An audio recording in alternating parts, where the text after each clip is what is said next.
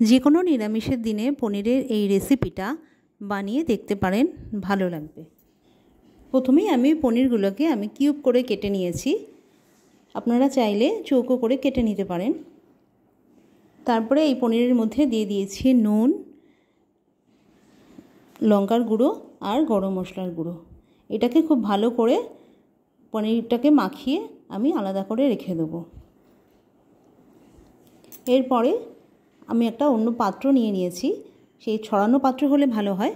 আমি একটা ছড়ানো পাত্র নিয়েছি। এই পাত্রের মধ্যে আমি দিয়েছি 2 চামচ বেসন।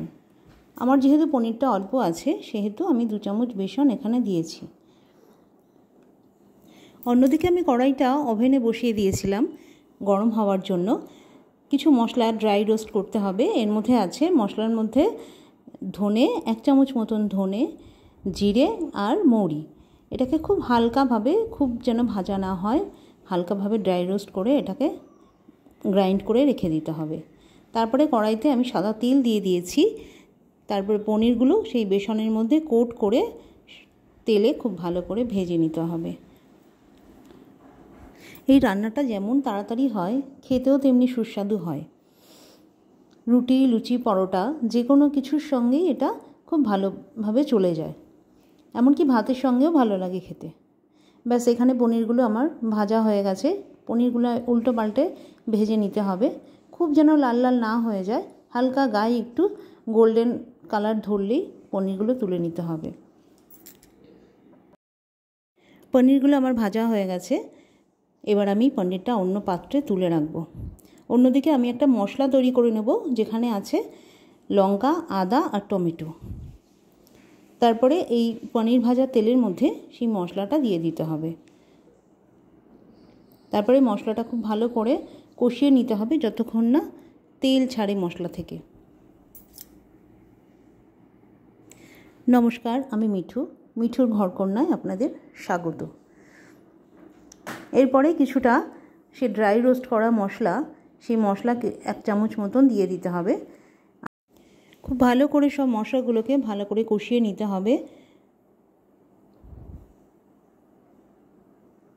প্রায় 3 থেকে 4 মিনিট মতন মশলাটা ধীরে ধীরে কষাতে হবে।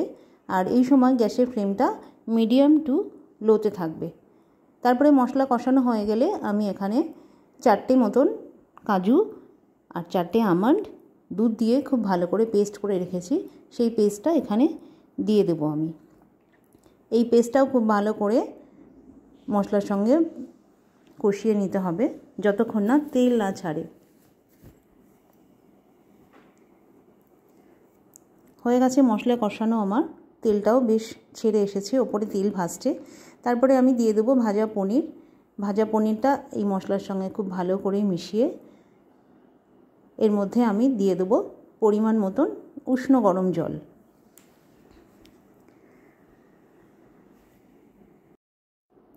এখানে আমি বড় কাপের 1 কাপ মতন জল দিয়েছি, যাতে পনিরগুলো সেদ্ধ হয়ে যায়।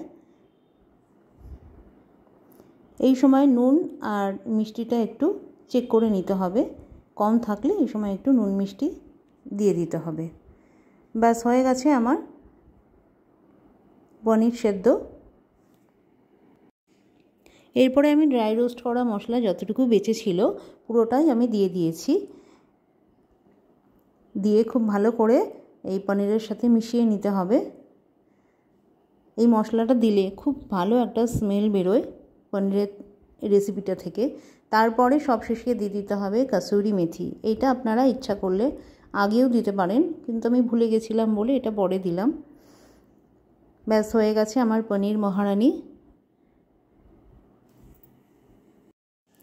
বাড়িতে একবার হলেও এটা ট্রাই করে দেখবেন, আমার মনে হয় খুব ভালো লাগবে সবার। ধন্যবাদ সাথে থাকার জন্য। ভালো থাকবেন সবাই।